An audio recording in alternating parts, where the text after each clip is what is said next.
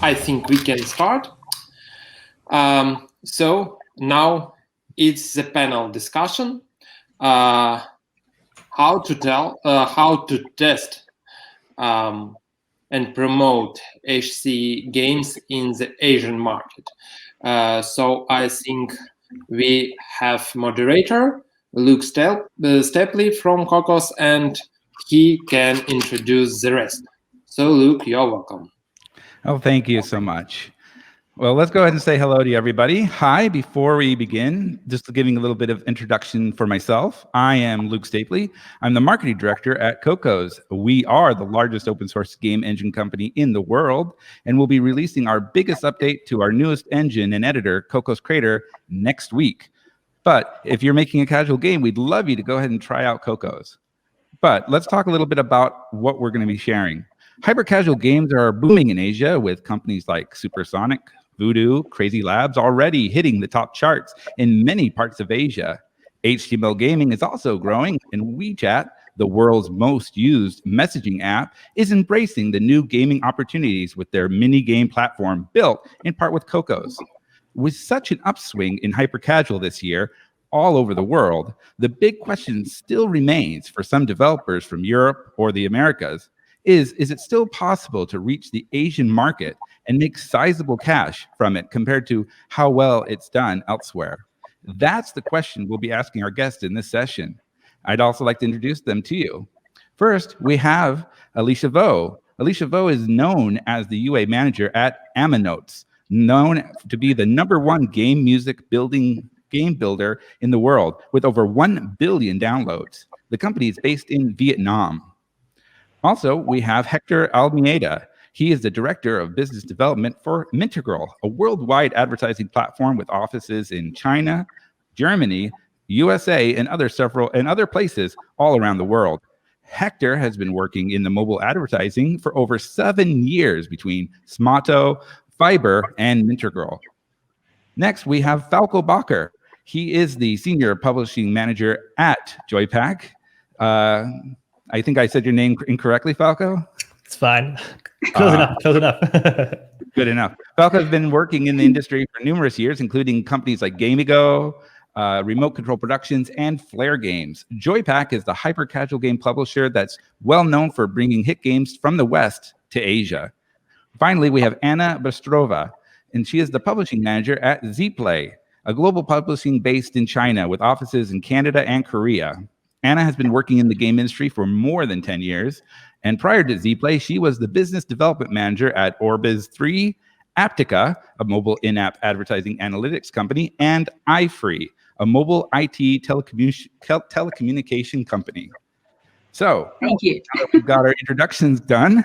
Let's get to the questions that everybody's been asking. So let's kind of start with a very easy question, something that we can get the whole panel to ask. And I'll start with Alicia. Why should you bring your hyper-casual game to Asia? I mean, is it really a great opportunity in Asia?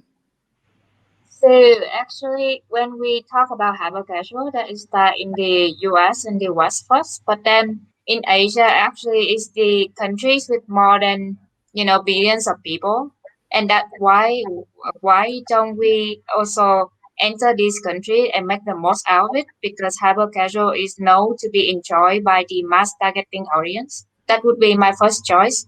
And then the second is that we already know like the biggest game market in Asia, including Japan, China, Korea, and such. They saw a very great growth in last year, and especially for Amanotes ourselves, we saw 2 to 3 times higher in growth in terms of both revenue and the user install. So I would say there's a lot of opportunity here.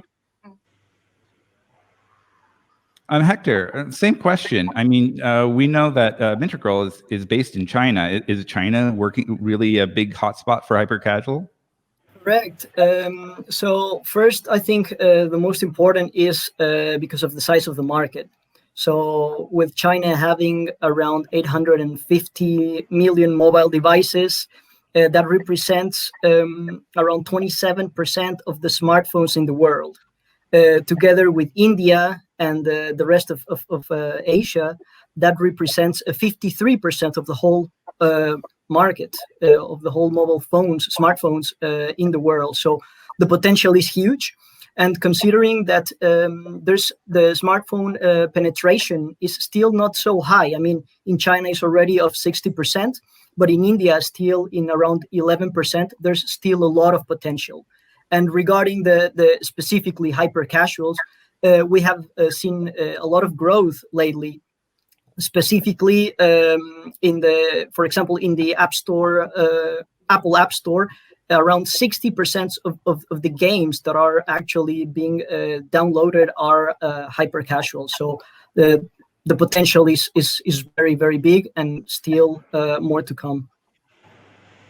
Yeah, I mean, Falco, you guys have been working to bring a lot of the Western games into China.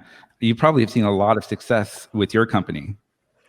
Yeah, I mean, China is a huge market, right? For us, it's just about as big as the US is. And I think a lot of companies could achieve that with the right strategy, the right game, the right kind of partner in many cases. We'll probably come to that later. But outside of China, there are tons of interesting opportunities. The Asian markets, like people like to say, hey, there's Asia, but there are a lot of like very significant differences between the markets in Asia. So maybe your game is not the right one for China, but it can be for Japan, it can be for Korea. Those markets are extremely different.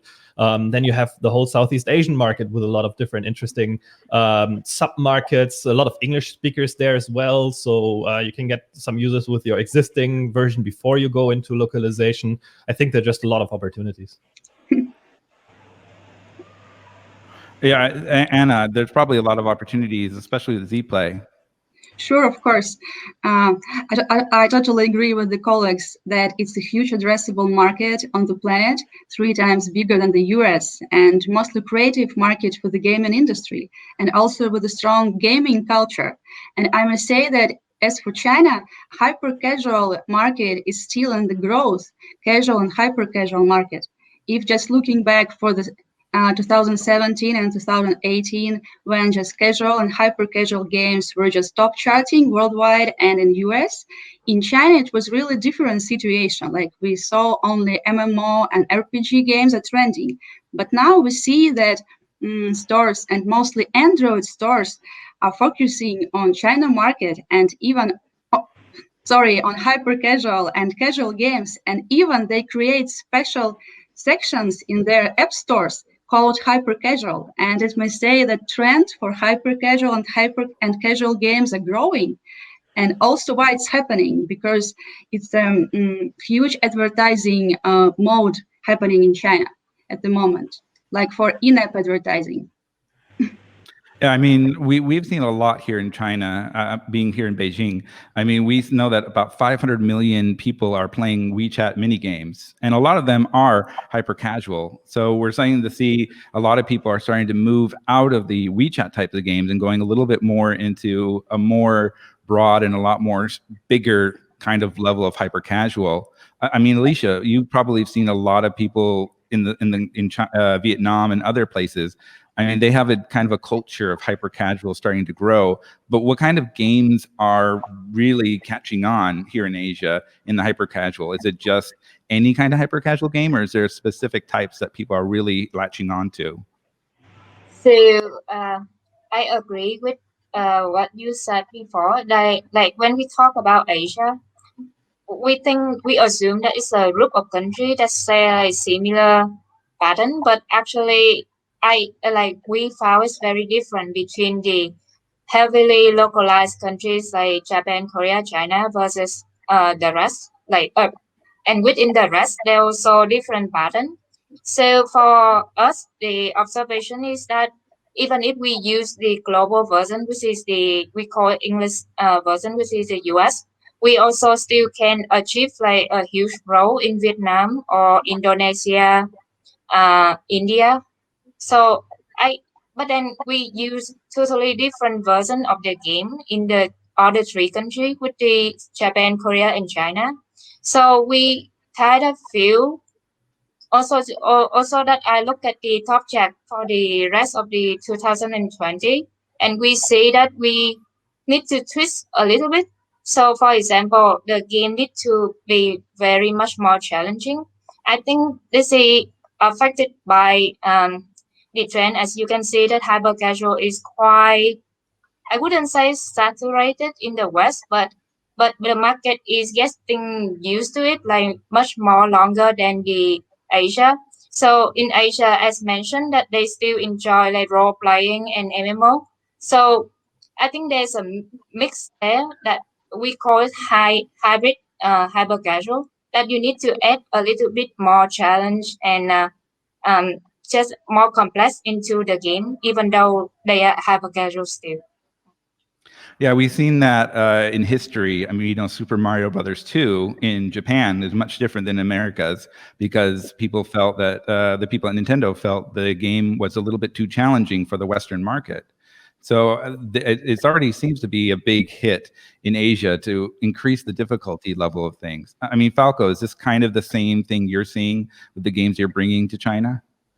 To be honest, we release a lot of the games in very similar versions in China. I mean, like the trick of hyper casual in a lot of ways is find something that is generally appealing, right? You want an audience that is as big as possible. You don't want to be too niche in one way or the other.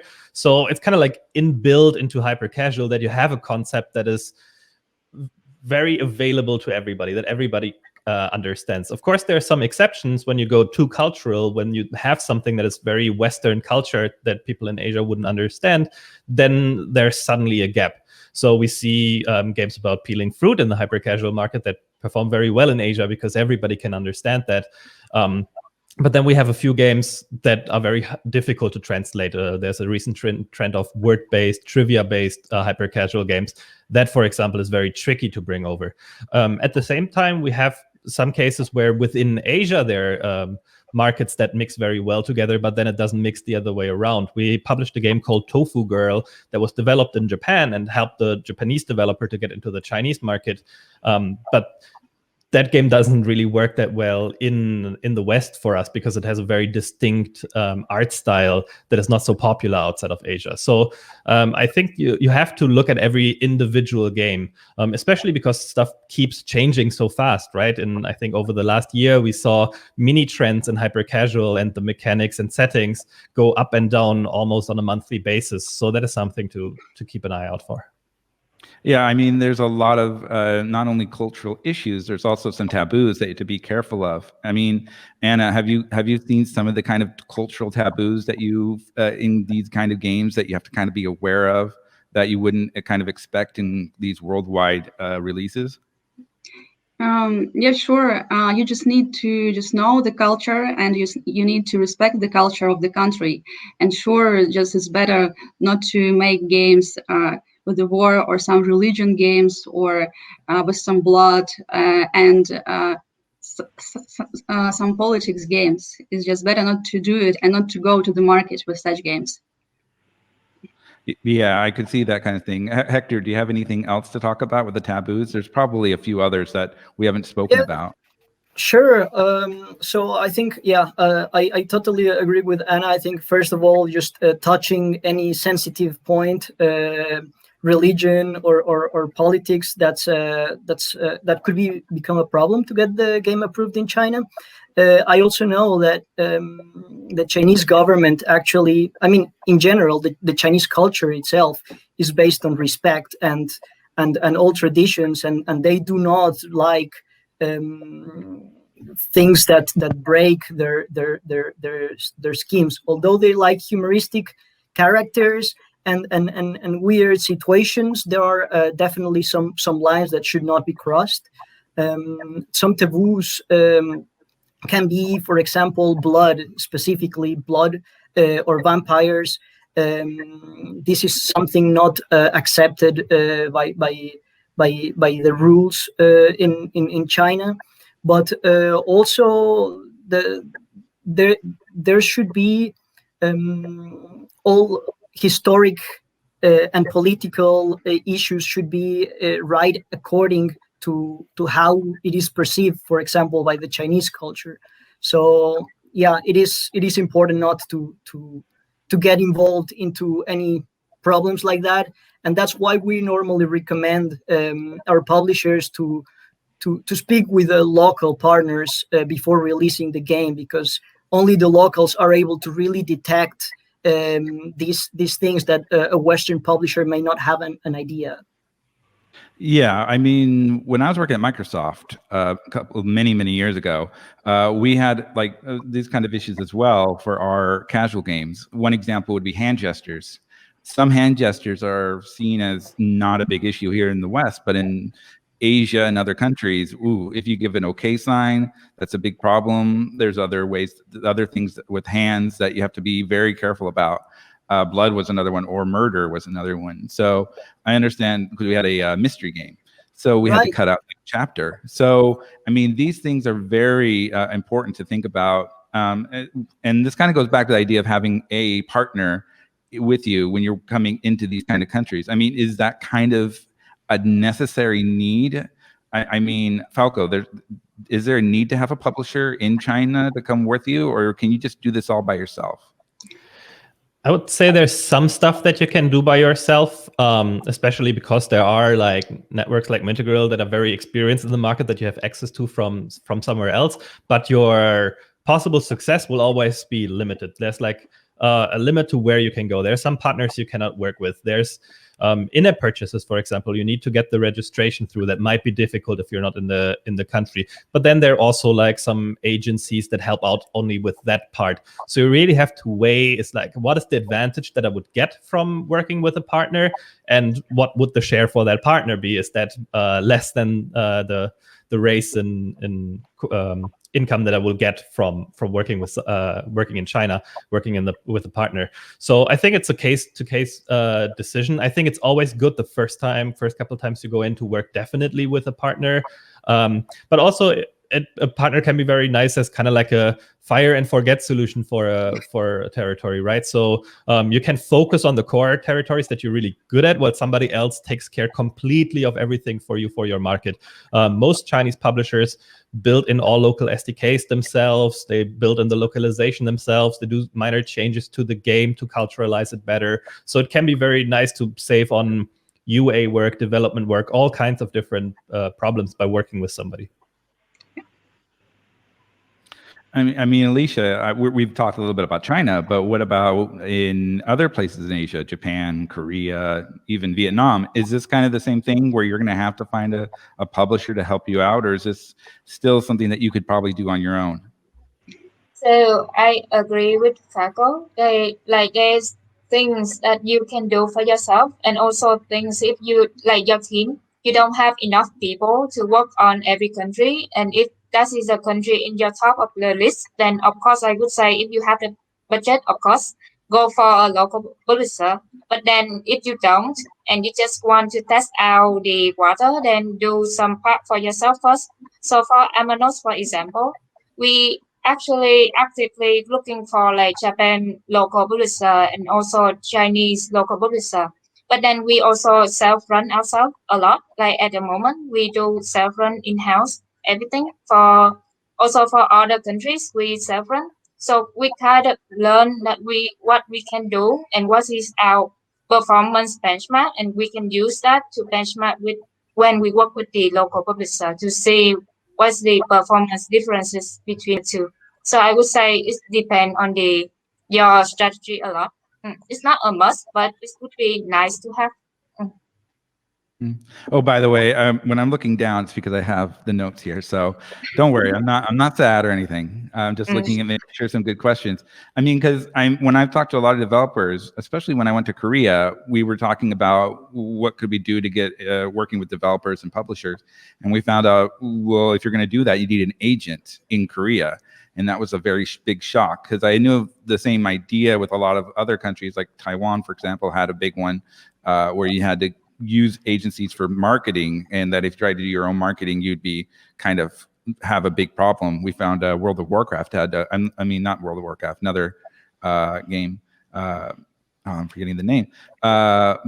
Hearthstone had a big issue with that. So we know that not having that sometimes you're going to have a partner in Asia. Is there a way, Anna, for example, is there some way that partners like can save a little bit of money, or are they going to have to kind of live with all the help that comes with publishers? You mean save a lot of money? It's by Yeah. Do we? Is there any way we could like save a little bit of money? I know a lot of publishers, a lot of developers would love to work with a company like ZPLAY and bring their game to China, but they really are they going to need, like, I know they're probably going to need you as a publisher to publish it, but can they do some of the marketing? Can they do some of the UA? Can they do some of course, they may try. Yeah, sorry for interrupting. Sure, of course, they may just try to do it by yourself, but better to work with a partner who knows the culture well and who knows how to work on the market, who knows what is popular and what is trending, for example, in social media. And when you go to the Chinese market, I must say that hyper-casual games that are trending in US at the moment and top charting at US, some of them may not be popular in China because China is like a filter for some of the games. And it's all based on the culture of the players. China and Asia players, like they're more hardcore players also. And when you just do your promotion alone, when you go there alone, you don't know the rules of the country first. Second, it's better to work with the publisher for the creative side. And third, of course, you should also think of monetization because it's a bit different and quite different in China, as for example, interstitials are not welcomed in China, and only rewarded video are working. Also, developers should think that their game should be expandable. It means like when you need to add more upgrades and some RPG style to your game. Like, for example, when you are doing some puzzle or a runner on iOS market, and you use some cubes or some stickmans for China, it should be different. Like you need to change them for some characters, some specialized characters with some features. And there are many tiny moments you need to follow. And also not to forget about Android stores and different Android stores that requires different integration of different SDKs also. And it's tech issue, and just you better to work with the publisher to save money and time. Oh yeah, of course. That's one of the biggest reasons why a lot of companies use publishers. That earlier in this at the conference, talking about why you need to have a good publisher and a lot of the great things that come with them. Let's go ahead. We've kind of gotten into the analytics and kind of the numbers, and so let's go on and talk a little bit about that with Hector. I mean, your company, Mintegral, does a lot of work in the advertising sector in all these countries. I mean, what are some of the big numbers that kind of surprise you about Asia comparative to something that you see in other parts of the country or of the world? Sure. So something that is actually quite amazing is how the Chinese market is developing. We are seeing the prices rising, the ARPU growing to similar rates as in the US. And this is, quite interesting for us because just with the prices rising so much, with such a big market already, the China market is just exploding. We are seeing a lot of interstitials as well as rewarded video being adopted more and more by publishers, specifically video formats. We found that in general, the Asian market are actually interacting more with rewarded video than in most of other countries. So that's also very interesting and brings up a lot of potential for economic growth for app developers. Alicia, you guys are developing games, especially here in Asia. I mean, what are some of the numbers that really surprise you and that you kind of focus on with in Asia comparative to some other places in Europe or America? So fundamentally, I wouldn't say it could be vastly different in terms of what kind of metrics that we're looking at when we look for Asian market as compared to US and the rest of the countries, it's still the usual, as you already know. For like UA, we would look for IBM, CPI. For ad monetization is up, down, app build. I don't know the term, okay, and then retention and stuff. But I wouldn't say it's like vastly different that you focus on one metric and you forget the other in Asia. I would say the most different would be the benchmark. So, for example, what we see quite interesting is that take IBM for example. That in the West we would take like 40 IBM as deemed to be okay IBM in the West, but then in Asia, we see it's much lower, so it's around 15, 20.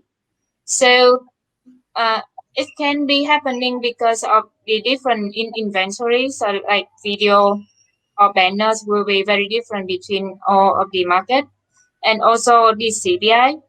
I would say Asia is not that cheap. If we go to Japan, China, and Korea, they are not that cheap at all. They would be on even on the same par or even higher if we look at Japan CPI as compared to US and UK. So I would say if you look in Asia, please try to optimize your monetization because the cost you're buying for is not that cheap, much cheaper. But if you look for like very mass audience targeting, like cheaper, then go to C market. There's a lot of install with cheaper and then still okay user value. You can view from there. That's a really good answer, Falco. I mean, you guys are bringing hyper casual to China. We talked. I mean, we know back in 2019 there was a lot of worry about where the hyper casual market was going to go in 2020. There was fears of CPIs being higher, for example, in Japan, and questions about could we actually continue this this kind of run that Voodoo had started, and a lot of other companies were starting to grab. I mean, what happened in 2020? It seemed like it was actually a really good year. Yeah, it was. I mean, we have to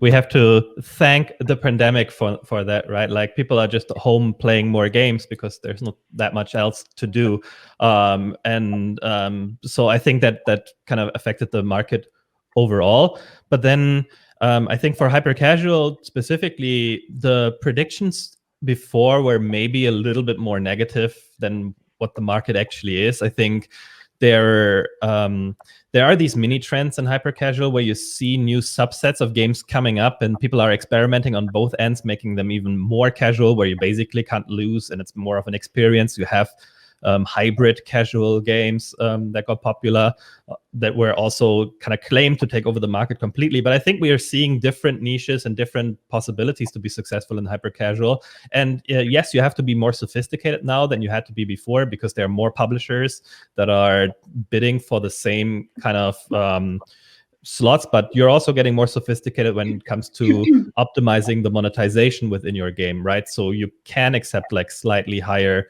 CPIs, and that makes it more difficult for new publishers to enter the hyper casual market. But I think the ones that are in the market are highly sophisticated and knew how to deal with a situation, and I don't see it going away anytime soon. I don't think the market will just completely move on from there without any major outside forces shaking up the market in a different way.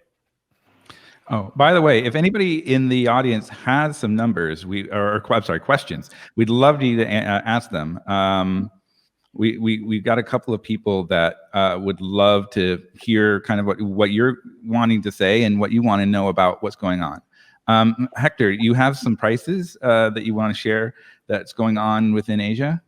Sure, just some averages of what we're seeing currently in our platform for our audience to realize of the potential. For example, what we're seeing in China in terms of eCPM, for example, in rewarded video, it is of around $27 to $28 in average. And in Android could be of around 6 to 8 in rewarded video also in China. And we can compare that with other countries, for example, like Japan. In Japan, we're seeing also for rewarded video around $12.50 eCPM, and in iOS around 23. But this is the average. For example, in Japan, the maximum or the high end we're seeing is up to $40, and in China, for example, interstitial video in the high end we're seeing up to $50 eCPM. So the prices actually by eCPM are very, very similar to what we are seeing in the US.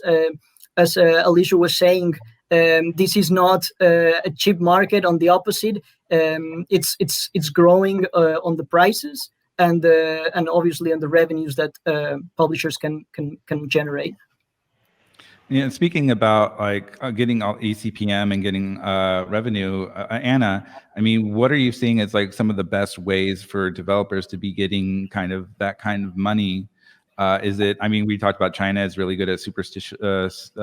We have video ads. We also have a lot of like other kinds of ads that are coming up. Like, which way is the best way to monetize when you're coming to the Asian market, in your opinion? At the moment, I must say that when you just go to, when you want to go to the China market fast, you need to have only in-app advertising monetization, because in this case, you will avoid different issues with the getting ISBN for the game.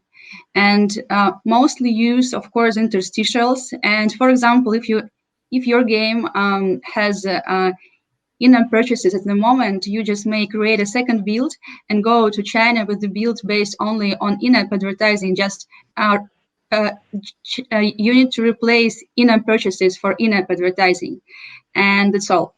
Just you will not face any other issues with the ISBN, for example. And as for going to Android market, of course, you need to bear in mind that there are different kind of special SDKs for every store, like Vivo ads and Xiaomi ads, and also you need to just integrate them and think how to monetize with it. Oh yeah, you've got really, you talked about like two very good examples of issues that you'll probably hear in China. One being there's so many different marketplaces because the Android store is blocked. And so you're going to be probably going to a lot of them. And also you talked a little bit about the ISBN. Now, if you've never heard about the ISBN issue, is Falco, do you know a little bit about what's the issue with, and can you give us a summary of what the ISBN issue in China is all about? Yeah, so basically, if you want to release a game commercially in China, you have to get this ISBN number from the government, which means there's somebody responsible for checking your game if it fills all the requirements that you need to release a product in the Chinese market. So if you have a single in-app purchase in the game, it's considered necessary to get this number. The problem is that this process is currently extremely long. There were some changes a few years back that made the situation very difficult for people to get this number fast, especially if you're not a Chinese company. It was pretty much impossible for a while. And now we're still at a point where it can take 6 to 12 months on average to get your ISBN number for a game. And that's, of course, in the hyper-casual market specifically, that's an eternity, right? Like the market has most likely moved on. It will be interesting to see if that is a requirement for everybody, because that's one of the dangers or fears. One of the big shakeups, like external shakeups to the market that I mentioned, would be that in-app purchase in-app advertisement games would suddenly require this as well. And then we would have a totally different scene. So right now what we're doing is we focus on games that are mostly monetized through advertisement. And then if they're pretty strong, if we see that, for example, in other territories, in-app purchases are a big part of the revenue for this game, we will then get the number while the game is live in the monetization only mode to then add that later. Or if it's a game that is mostly monetized by in-app purchases, then you have to do that from the beginning and kind of eat the 6 to 12 month delay until you can go live. Yeah, I wrote a story last year talking about the ISBN issue. One of the big issues is the time it takes for the ISBN to get there. 6 to 12 months is insanely way too long, especially for hyper casual games. People will be copying and seeing what you're doing and probably bringing out something similar in the Chinese market. It's really easy to make these kinds of that's one of the big issues with a lot of hyper casual, I think, is that there's a lot of ease to copy. I mean, a lot of these games have very simple gameplay and it's very simple to create. And so one of the things that we're finding in China is the gray market, which is in-app advertising, isn't in need of an ISBN, but it still does need to be registered.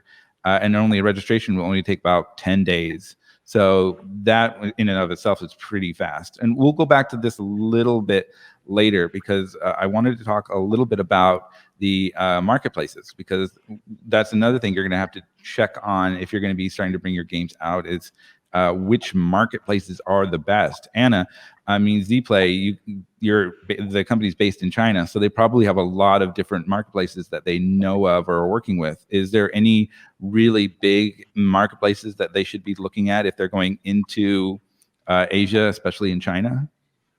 I must say that when you go to the China market, you need to focus on iOS China and also on Androids. And second, in the roadmap, what we have for developers is that when you succeed and when you have potential on main markets, you may just look at other just places to go. For example, like you already mentioned before at the beginning, like WeChat mini games and places like this. But anyway, when you have an average game, you just don't need to go and to make a mini game for it.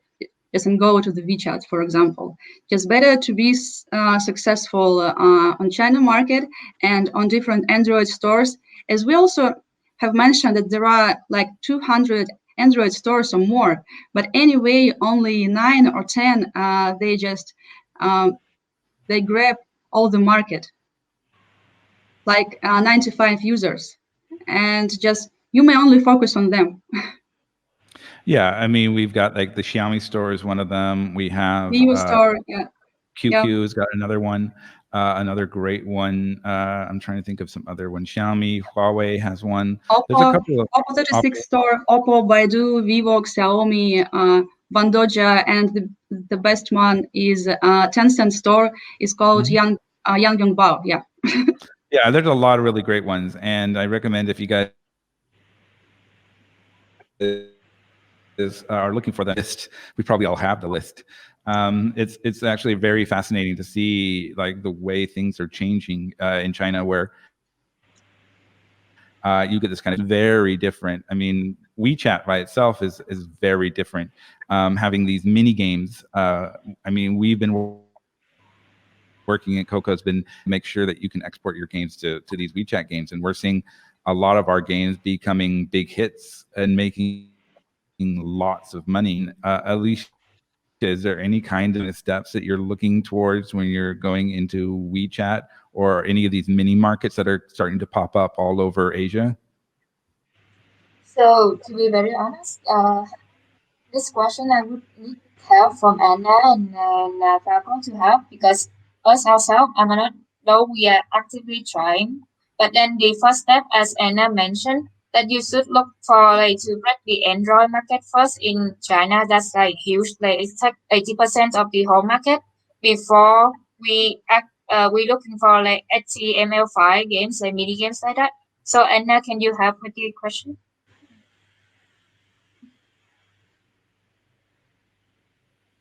Anna, could you help us with this answer? Sorry, just I guess I answered it not before. Okay, I can jump in if you don't mind. Go ahead, Falco. I apologize.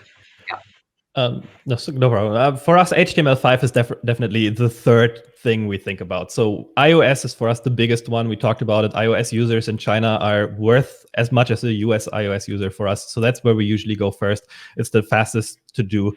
Then you go into the main Android market, goes to the SDKs there. And then HTML5, yes, there are different channels in China. WeChat or the Tencent system being the biggest one. The limitation there, if I'm not mistaken, is that it's exclusive. So if you're in that channel, you can't be in any other channel. So risk a little bit of like, are you going to get the recognition there that you would get otherwise? But it is something that's very interesting for partners that we've worked with in the past. So it is always a question that comes up, and we in the past did ports of mobile games to HTML5 just to release in the Chinese market as kind of like an added service. Because we felt for a particular game it was particularly strong. It's never the biggest. It's always going to be behind Android and iOS for us, but it is a nice addition that we add when appropriate. Okay, great. We have a question from the audience. Let's answer this one. I'll give this to everybody, starting with Anna, and we'll go backwards. Do you guys test prototypes and concepts in Asia, like CTR and CPI tests, or only focus in adapting and publishing previously released titles? It all depends on the game, I must say. And for we mostly focus also on worldwide market, and we test on iOS US. And then I must say that metrics on iOS US and iOS China are the same practically, and only maybe the difference of the retention. And in China, you need just to test the retention more. But anyway, I must say that we in the company, we work from the basis of the idea, from the concept, and creating a prototype, test prototype, first worldwide, yes, and then in China. And Falco, same question. Similar for us, we have two separate scenarios. So we have this program that we call Hyperfuel, where we basically work with the studio for multiple months on multiple prototypes, kind of like building expertise together. And for that, those are also worldwidely aimed. So we still test in China from day one. So we test both US and China for most of the games. I agree with Anna that like on the in-game metric side, it's usually the same. It can be fairly different on when it comes to UA. So, and we also want to try different UA platforms. So we usually go with Facebook campaigns in the West and then with Mintegral campaigns in China to kind of get a feeling of how this game works in a wider market. And that's for early prototypes. However, we also have the service where we help established publishers or self-publishing developers to bring their existing games to China. And for those, when it's exclusively for China, we generally look for something that already has some established numbers in the West that we can look at. Because, as it came up a couple of times, 90% of the games will perform very similarly when it comes to playtime, retention, and so on. And monetization with a couple of differences. But if you have something that didn't work in the West at all, the chances of that being super popular game in China in the hyper casual space are very low. So usually for those cases, we look at what is already out there. Hector, what about you? Do you have the same kind of idea? If everybody says the same thing's the correct thing, I think we can go move on. But I bet you have something a little bit better. Oh, and your mic is off, so... So we do not test prototypes as a monetization platform, but so we mainly focus in providing advertising for any new game or older game. But we normally recommend publishers that ask us anything around these to contact a local publisher to get more insights about it.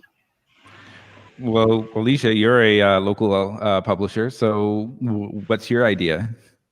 So actually, we have a title called Magic Tile Strip, and it's an established one in the West already. And our approach is that it's just my logic, okay, that we shouldn't build something like vastly too different at the beginning, as we don't have any learning or benchmark comparison yet.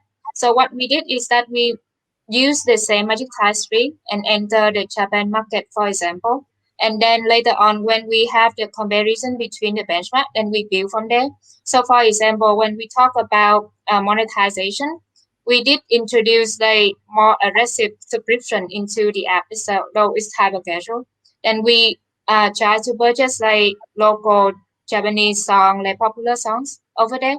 And also I think because last year is still in the top 15 or 20 of like all apps growth last year in Japan. So I still see that if you have some established apps. It's not a necessary that you change everything and start from scratch to Japan or Asian market. You can build it later with the learning that you have over.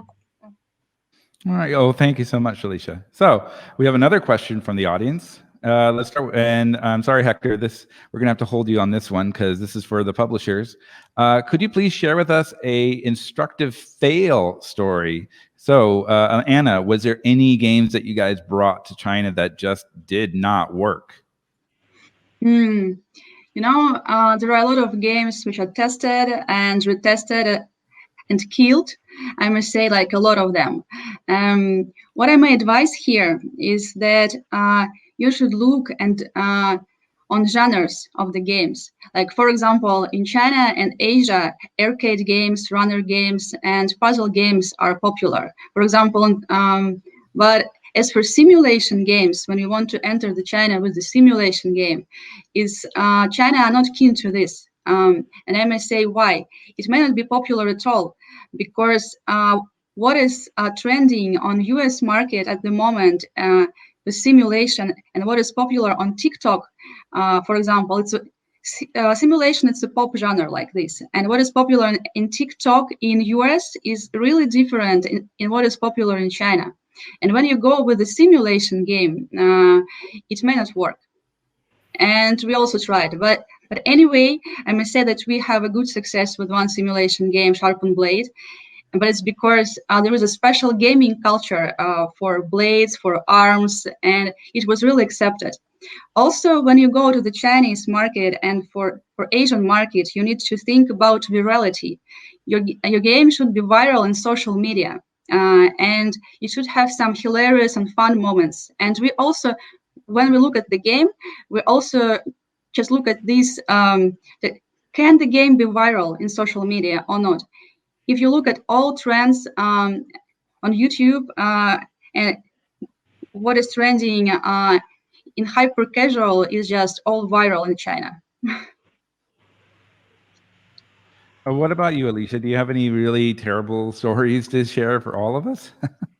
So we fail a lot. When this is what happened when you try to do it yourself and without the local publisher. Okay, so we try to go into Japan. So I think the most common mistake is that not only in Japan but all the Asian market is that when we look at them and we assume what we know based on a tourist point of view. So for example, if I test creative in Japan, I would say the first thing come to mind with Japan for me is like the anime character. So we did test it in our creatives before actually we put it in the game itself. And then actually it's failed terribly. So there may be some, and even the seasonal. So for example, we see it because of the tourist point of view. We see some holiday, this and that might be popular in Japan, but maybe in reality it's not. So there's a lot of fail, and it's all coming from the lack of understanding of like being a local over there. I would say.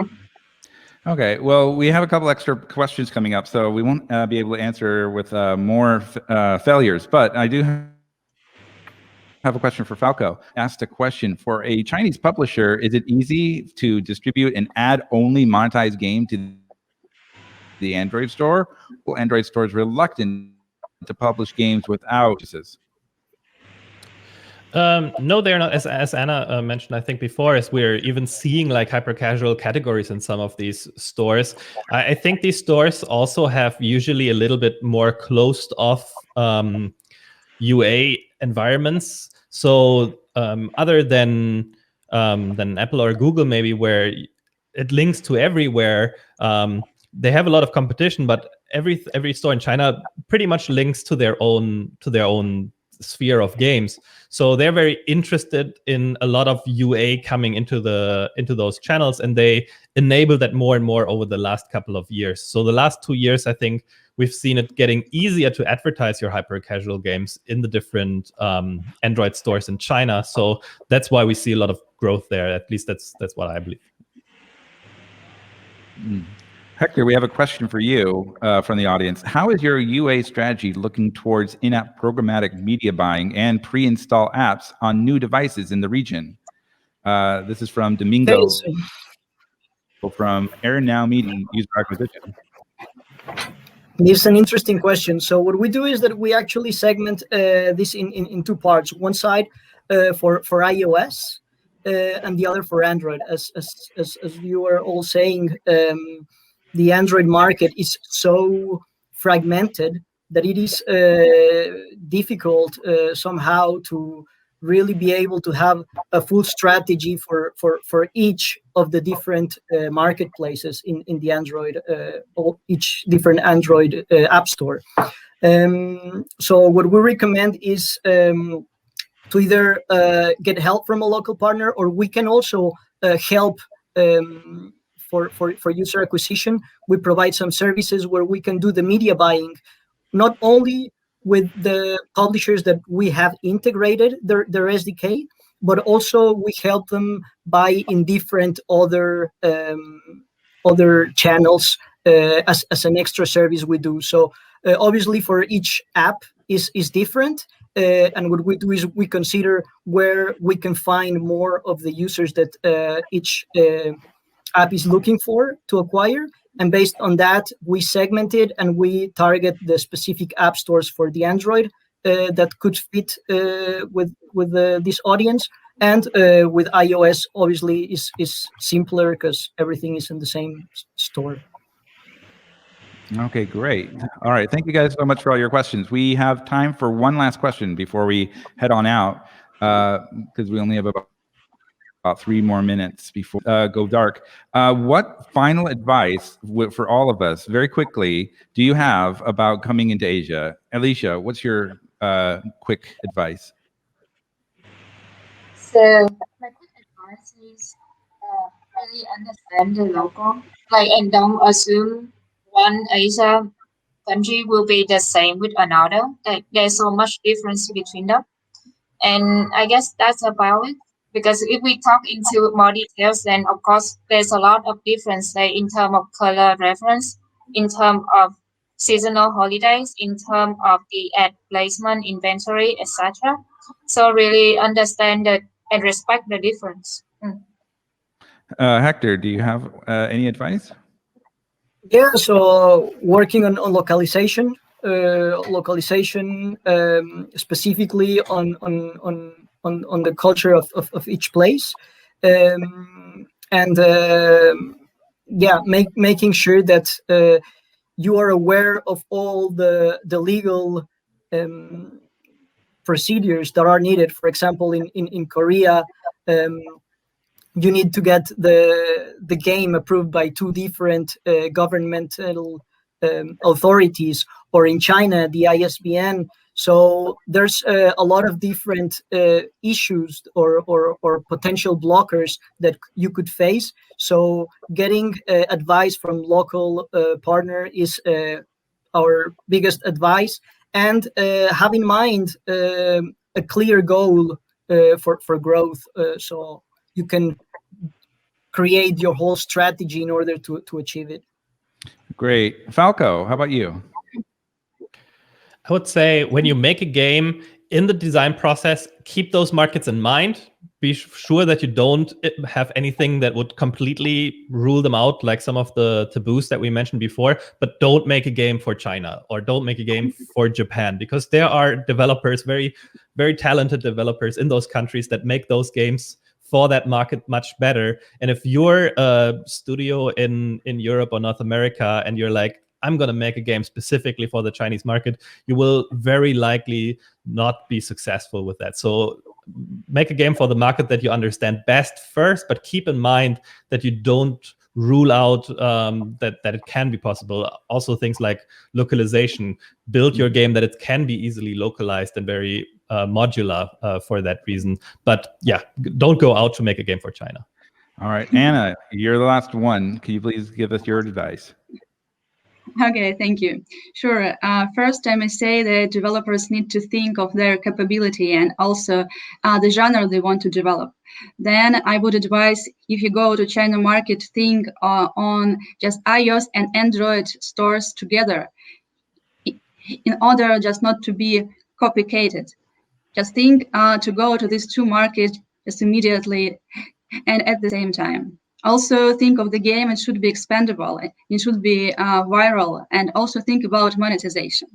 And focus on in-app advertising model. And of course, find a good publisher and sustainable one who knows the market and help you just deal with all difficult situations. All right. Well, thank you, Anna, Falco, Hector, Alicia. Thank you guys for coming here and sharing what you guys know about the Asian market and helping our hyper-casual friends to know a little bit more. If you guys have any questions, we're always here at the Pine Tool. You can message us at any time, and we're happy to talk with you guys. But I think that's about it. Vlad, our moderator, I think this is it. So wishing all of you guys a wonderful week, and we'll see you guys at the next conference, we hope. Yeah, thanks everyone, and happy Bye. new Chinese Thank you. New Year.